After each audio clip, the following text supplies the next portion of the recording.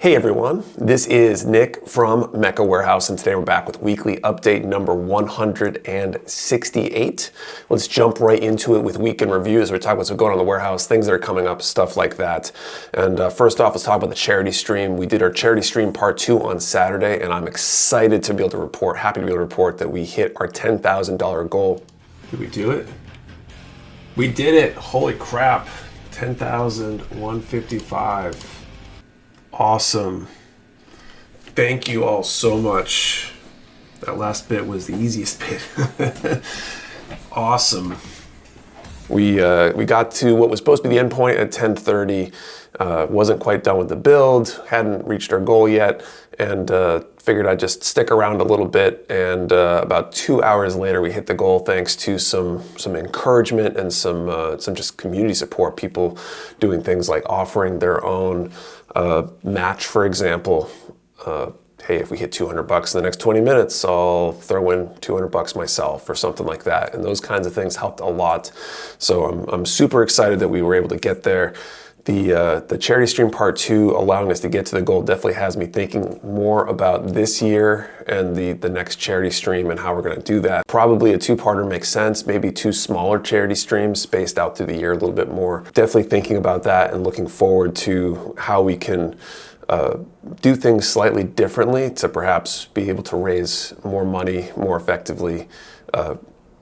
Just really looking forward to that. So I'm sure Shriners Hospitals for Children will really be able to take advantage of the funds, and hopefully it will help one or more kid with their care going forward, and that's a really, really good thing. Next up, we have hired our social media coordinator. Kayla starts on Monday. Looking forward to that and being able to offload some of the responsibilities I've been doing over the last few weeks, especially kind of taking over some of the social media stuff in anticipation of this transfer. So still got to figure out how we're going to onboard and how we're going to train and all that kind of stuff. But I think it's a good thing and should hopefully result in better social media content and more of it over the coming weeks and months as that kind of normalizes and we get that all figured out. Number 3 today, I want to talk about our Blueprint design t-shirts. Forgot to mention them last week, I believe. We have a t-shirt and actually a hoodie, front zip hoodie design.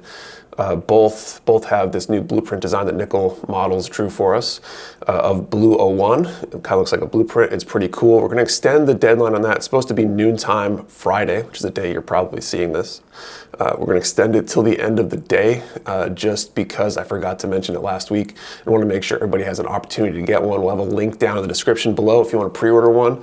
I highly recommend pre-ordering if you want one. We are not going to order very many extras, maybe a few in certain sizes.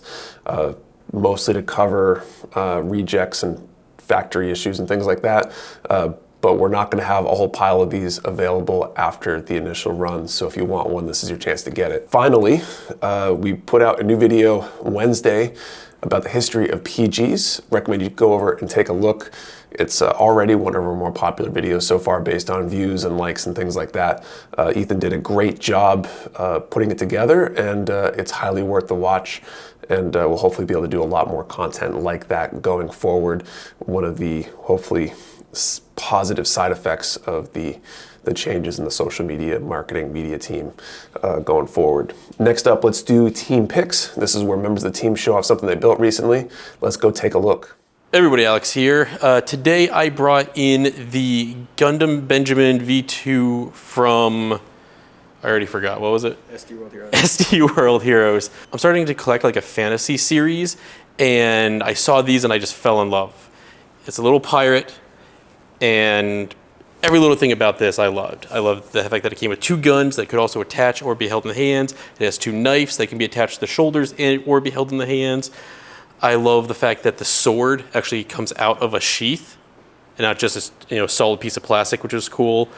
The 2 things I wasn't a fan of, the sticker design was designed to wrap around the plastic and not just fit against it. So it was kind of hard for me to personally line up and get straight. Then the other part was the hook that it came with. You have to paint in order to get it to match the image like on the box or on our website. And I didn't realize that. I thought it was either going to be printed that way or have stickers to make it look like that. And if you don't paint it, it looks like a blue energy hook, which is kind of cool. But I kind of wanted it to match the rest of him to be like the black and gold look. But I have zero complaints. The thing is awesome. I'm gonna go buy one more. There's a second pirate I'm gonna get too, so I might break that in later. All right, that's it for team picks. Let's move on to Q&A. This is where I answer questions from you, the viewers. If you have a question you want answered, post it down in the comments below. I'll do my best to answer it next time. First up from Plastic Germs, what is one thing you'd like to do or have in mind to get people shopping at your store or shopping more there?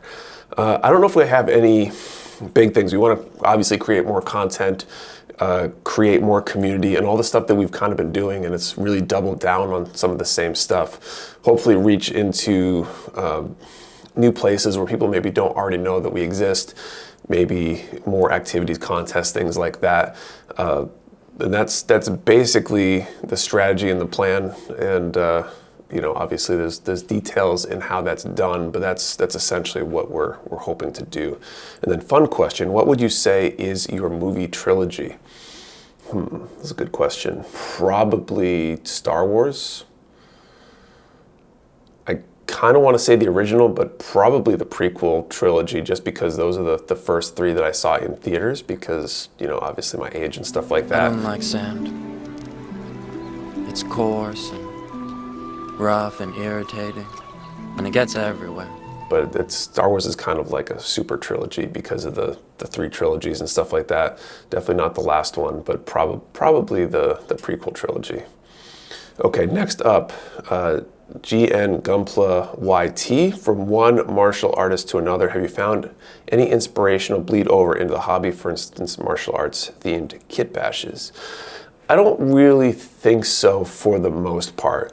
I'm not super into the like martial arts type kits, builds, whatever. I mean, I built the God Gundam. I haven't watched G Gundam, so there's that. I'm not like super into like the Burning Gundam or any of the ones that have kind of this really martial arts influenced basis to them. And I don't really find that super interesting. I do think it influences things like posing, just understanding body mechanics and what positions are strong because of obviously doing different things physically and things like that.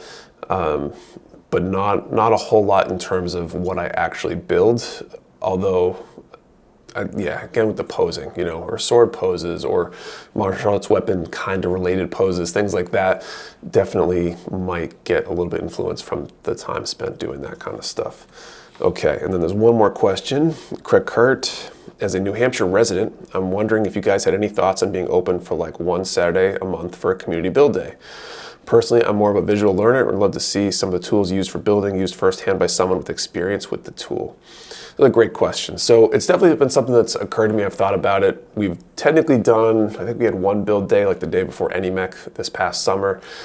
I would definitely be open to the idea.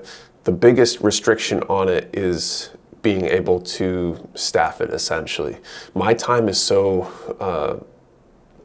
busy, especially lately, that weekend time is more or less the limited time I have to spend time with my family and do things that aren't, you know, related to the business and working and stuff like that.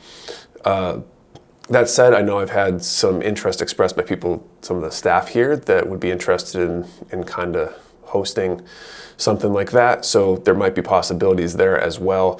We're also, since you mentioned the tools and visual learning and stuff like that, there's been some talk, especially after AnyMech, of trying to host some in-person classes related to certain techniques, skills, things like that. Kind of like the seminar we did during AnyMech that Lewis led, the Plomo LAB. We did a scribing and scratch building seminar, and I'd love to do more of that kind of stuff as well and be able to offer kind of a you know, several hour seminar class, something like that, where maybe we provide all the tools you need, you pay an admission to cover kind of all the materials and the instructor's time, bring in somebody who really knows their stuff about what they're talking about, and do stuff like that. So maybe there's some interest in something like that as well. It's just been kind of backburnered in the short term because of, you know, being busy and things like that. But hopefully later this year we'll be able to get into some more of that kind of stuff. So I think that's it for questions. Thank you everyone for your questions. If you have a question you want answered, post it down in the comments below. I'll do my best to answer it next time. Thank you for watching. See you next time.